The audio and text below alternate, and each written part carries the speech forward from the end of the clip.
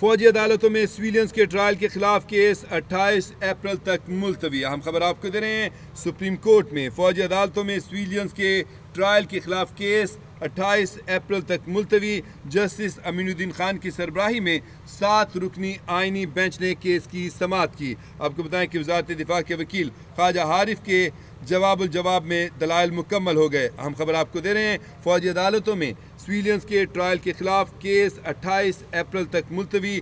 Justice Aminuddin की सरबराही में 7 रुकनी आइनी बेंच ने केस की समाअत की। वजारत दिफा के वकील ख्वाजा हारिस के जवाब में दलाइल मुकम्मल हो गए। आपको बताएं कि 28 अप्रैल को अटॉर्नी जनरल दलाइल देंगे। सुप्रीम कोर्ट के जस्टिस हसन अजहर रिजवी ने अपने रिमार्क्स में कहा कि पिक एंड चूज़ किस तरह से किया गया।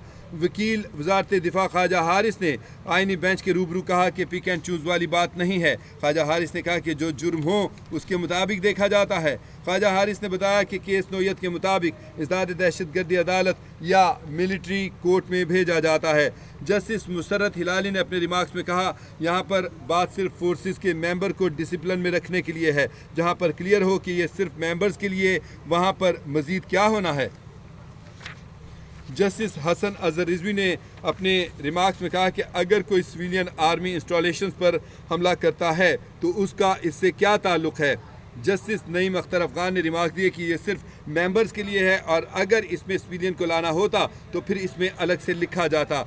जस्टिस नईम अख्तर अफगान ने अपने रिमार्क्स दिए कि 1973 के आइन में बहुत सी चीज़ें पहले वाले 2 आइन की चीज़ें वैसे की वैसी आ गईं।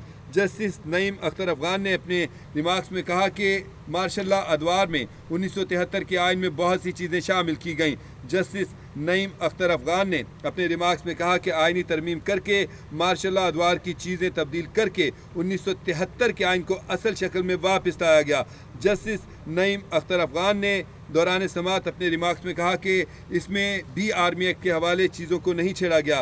उन्होंने कहा कि आइनी तरमीम करके मार्शल लॉ अदवार की चीज़ें तब्दील करके 1973 के आइन को असल शक्ल में वापस लाया गया, लेकिन इसमें भी आर्मी एक्ट के हवाले से चीज़ों को नहीं छेड़ा गया।